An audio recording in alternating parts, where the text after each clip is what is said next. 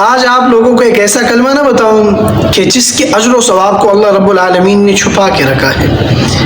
ابن ماجہ کی روایت ہے، رسول اللہ صلی اللہ علیہ وسلم نے فرمایا کہ ایک شخص نے یہ کلمات کہے، یا رب لک الحمد کما ینبغی لجلال وجہک وعظیم سلطانک، تو فرشتے گھبرا گئے کہ اب ہم ثواب میں کیا لکھیں؟ تو فرشتوں نے اللہ سے عرض کیا، یا اللہ تیرے ایک بندے نے یہ کلمات پڑھے ہیں، اب ہمیں پتہ نہیں کہ ہم اجر میں کیا لکھ دیں۔ تو اللہ رب العالمین باوجود جاننے کے اللہ رب العالمین نے ان فرشتوں کو حکم دیا کہ تم یہ کلمات جو ہے، یہ جو کلمات ہیں یہ تم لکھ لو، بس اسی طرح سمپل یہ کلمات تم لکھ لو، باقی قیامت کے دن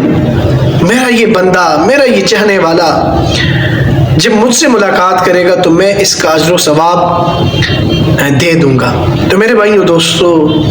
یہ اتنا مشکل نہیں ہے، چھوٹا سا ہے، یا رب لک الحمد کما ینبغی لجلال وجہک وعظیم سلطانک۔ تو کم از کم دن میں ایک مرتبہ اتنا ٹائم ضائع نہیں ہوتا، ایک مرتبہ اگر آپ پڑھ لیں تو انشاءاللہ العزیز بہت ہی فائدہ ہے۔